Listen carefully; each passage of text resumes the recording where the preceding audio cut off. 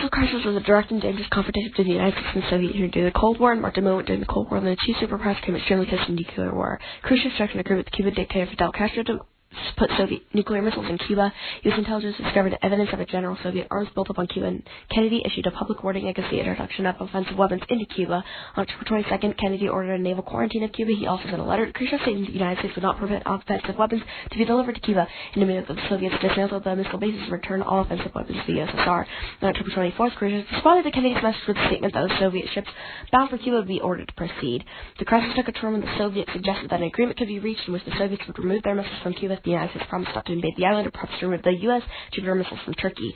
That night, Kennedy sent a message to Khrushchev that proposed steps to remove the Soviet missiles from Cuba and a guarantee that the United States would not attack Cuba.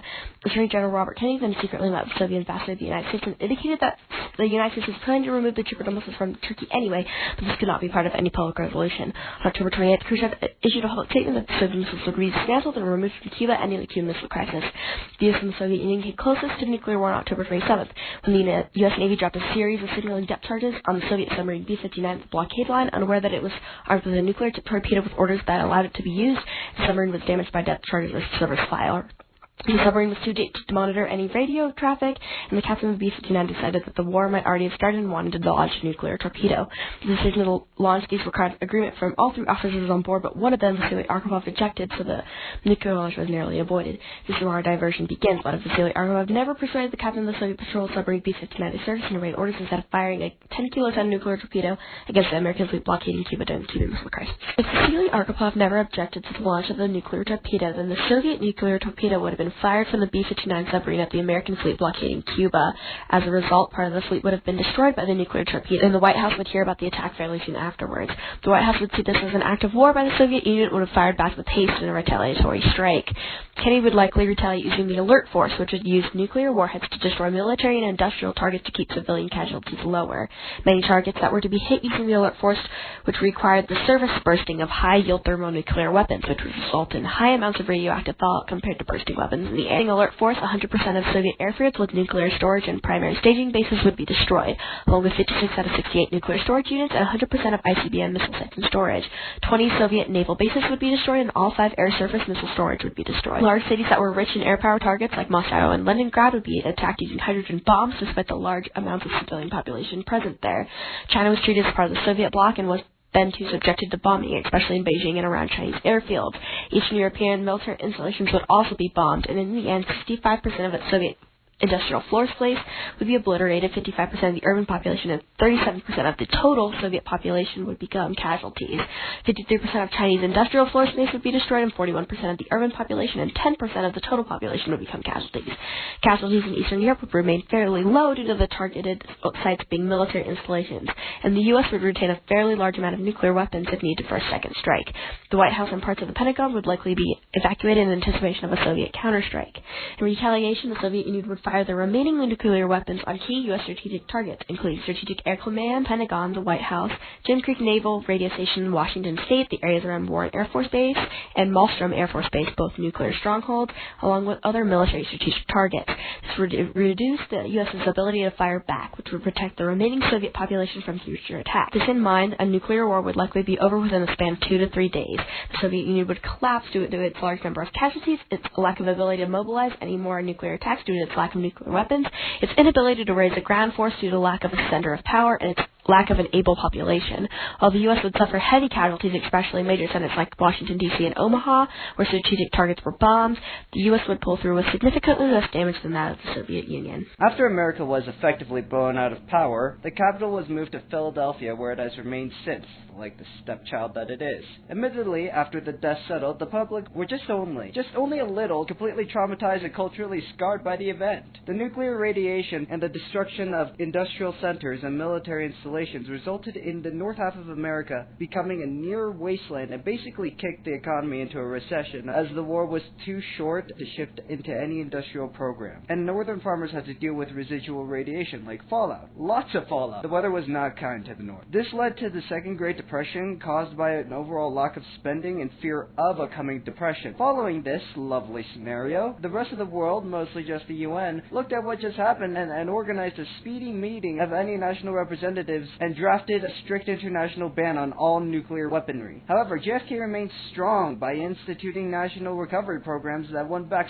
Just kidding. He became a second Hoover, where his plans boost healthcare and use public healthcare programs achieved little and basically landed him on hot water. The new avoidance of nuclear energy and lack of alternate renewable energy had everyone relying on the black gold and other black oil and coal. Needless to say, people were not pleased. With the fall of Kennedy's political career, the ever-popular Nixon managed to minimize any possible further damage. He still emphasized healthcare as a means to help against radiation and general sickness, and used recovery programs for the North as a way to provide jobs while providing assistance for Northern refugees. His implementation of indiscriminate employment would also set the groundwork for civil rights developments. While America didn't return to its former glory, JFK and Nixon managed to pull America out of another economic crisis. However, this period sparked a lot of anti-communist, anti-war, and anti-nuclear ideas among Americans as the populace started leaning more into isolationism. Enter Reagan. Ronald Reagan was the poster boy for the new conservative movement. His endless charisma and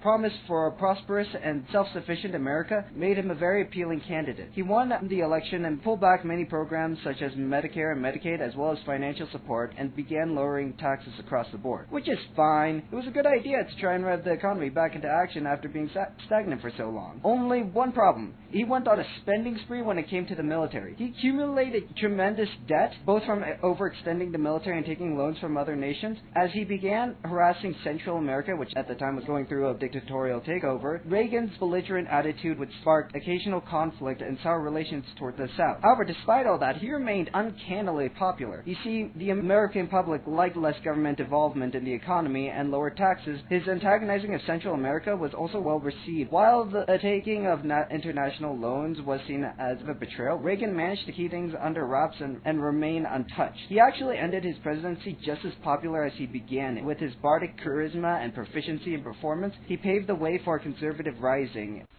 The first domestic effect that could be seen would be the lingering health damage caused by the nuclear weapons. The use of nuclear weapons would undoubtedly result in an increased level of cancers in the regions that got hit by the weapons. Even if immediate evacuation of the areas occur, the drastic damage that the nuclear fallout could have on health would still be a serious issue. Furthermore, the cultivation of any food or dairy products from areas near the blast zone for many years would also result in an increased level of developing certain cancers, like thyroid cancer or leukemia.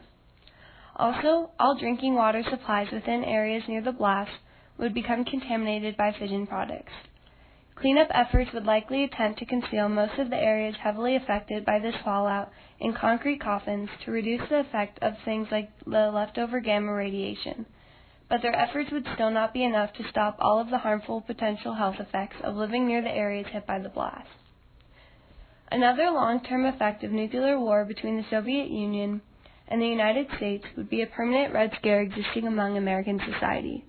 It is likely that anyone who would want to pursue jobs within the government would be investigated to see if they have any ties with communist countries or even socialist groups.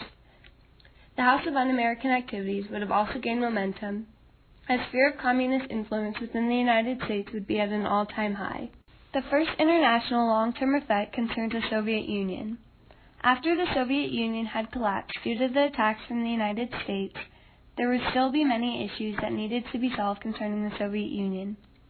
Groups like the United Nations would be tasked with figuring out what to do with the remaining citizens left in the Soviet Union, as well as the remaining weapons. Not until many years after the weapons obliterated much of the Soviet Union would reconnaissance missions into the Soviet Union occur. Once new technology could be made to help protect against the harmful effects of radiation, countries like the United States would attempt to intervene. Military surveys would be necessary to discover and remove any remaining nuclear weapons that still existed in the country after U.S. attacks. The United Nations would also take responsibility of redrawing boundary lines of countries in Eastern Europe, breaking up the Soviet Union, and assisting with humanitarian efforts for the survivors.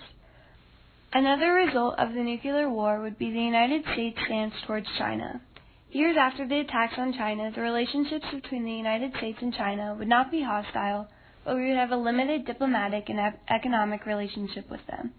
China would not be a very large industrial power and not a large supplier for the United States economy anymore.